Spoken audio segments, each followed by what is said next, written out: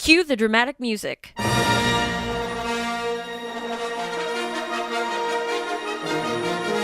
A vast sea of stars. Roll titles from top to bottom. The first words on the original blueprints of a cinematic masterpiece. Since its initial release in 1977, the Star Wars franchise has latched onto the imagination and fandom of generations old and new, with 7, soon to be 8, groundbreaking films. Now Denverites can celebrate and observe the method behind the madness of a popular film franchise in Star Wars and the Power of Costume. Today we're inside the Star Wars and the Power of Costume exhibition gallery. So it's on view now through April 2nd, 2017, and it's showcasing 70 of the original costumes from the first 7 films. You heard it. 70 one-of-a-kind costume pieces and props worn in the actual films here in one exhibit. Are we geeking out yet? Visitors who are lucky enough to get tickets are initially welcomed by the original robes worn by Alec Guinness as Obi-Wan Kenobi.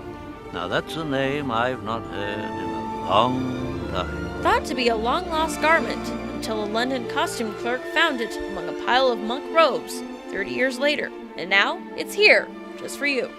Next to it, one of the most recognizable Star Wars dresses worn in The Phantom Menace by a young Natalie Portman, with an oriental headdress to suit the queen of all queens. It's an epic battle scene frozen in time.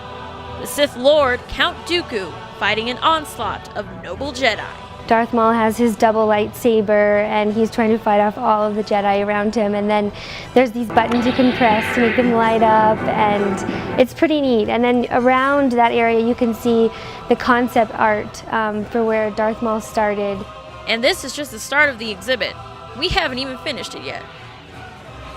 Visitors are also able to experience the creative process that started it all through the minds of a few special individuals, one in particular. Here, intricate and detailed storyboards from the new and previous Star Wars films line the walls, alongside original costume sketches. The inspiration behind these garments comes from all across the board, from Renaissance period garments to African-style pieces, to the traditional style of Japanese kimonos and headdresses, to the loose-fitting hijabs of the Middle East. For the more militant pieces, the inspirations were heavily drawn from U.S. Navy pilot uniforms circa 1957 through 1969. Uniforms for the Imperial Army were heavily modeled after the Gestapo uniforms worn in the Nazi regime. Perhaps the most noticeable and extensive feature in this exhibit is Queen Amidala's wardrobe. You don't need to be a fashion designer to appreciate the level of complexity, construction, and eye for detail each of these amazing dresses required. Some even have interesting stories to go along with them. This dreamy wedding garment worn during Anakin and Padme's wedding in Attack of the Clones is actually made from a 100-year-old bedspread. On the day before shooting, the designer added more pearls to this already beautiful lace and tulle garment. Who can forget this sexy little number worn by Carrie Fisher, aka Princess Leia?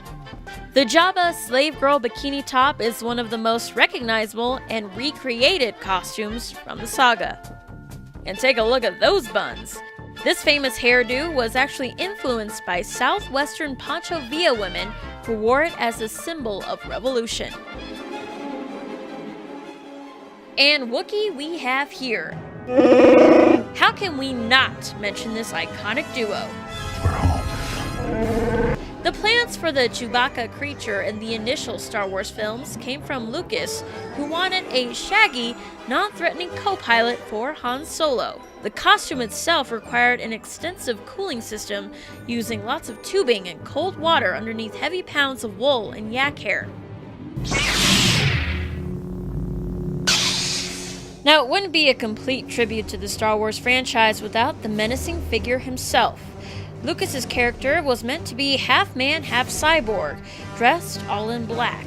Costume designer John Mallow gathered influences from samurai warriors and Nazi steel helmets and gas masks to create this terrifying yet iconic look. The Star Wars Power of Costume exhibit exemplifies the power of films and its impact on society throughout the years, giving inspiration to hundreds of fashion designers, aspiring directors and screenwriters, and costume artists. Now, whether this is a nostalgic trip to the past or a fun pastime to see something really cool, one thing is certain: once you step in, the Force awakens within you.